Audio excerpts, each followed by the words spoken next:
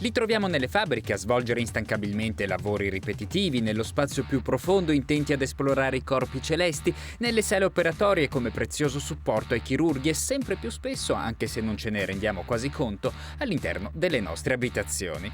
Stiamo parlando dei robot sogno e bisogno della vita quotidiana che negli scorsi giorni sono stati protagonisti di una conferenza tenuta da uno degli scienziati più affermati a livello mondiale in questo campo, il professor Bruno Siciliano. Il sogno nasce dal desiderio dell'uomo di realizzare delle creature meccaniche che un domani possono avere le stesse capacità motorie e intellettive e sensoriali degli esseri umani. Il bisogno nasce dal realizzare delle macchine utili e allora i robot sono stati utilizzati nelle fabbriche, sono stati utilizzati per interventi in ambiente ostile e la scommessa alla quale noi stiamo dedicando grossa parte degli sforzi come comunità scientifica è quella di utilizzare i robot per applicazioni di servizio, quindi con una funzione sociale nelle case, nelle scuole, negli ospedali, in tutti quei contesti in cui vorremmo un robot vicino all'essere umano.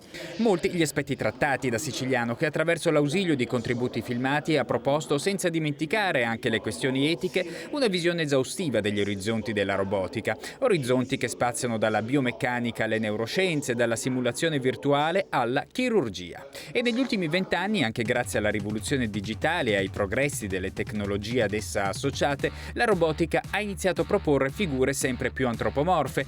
Il sogno di un'intelligenza artificiale sempre più simile a quella umana dunque non è poi così lontano? La scommessa è che grazie al fatto, come diceva lei, di avere sempre più capacità intelligenti, un domani non riusciremo a farne a meno e allora in quel caso avremo probabilmente inventato quello che sarà il personal robot, ma non è detto che abbia una forma antropomorfa. Ecco, questa è la cosa su cui noi stiamo dialogando a livello di comunità scientifica. I giapponesi insistono sul fatto che il robot debba essere umanoide e zoomorfo.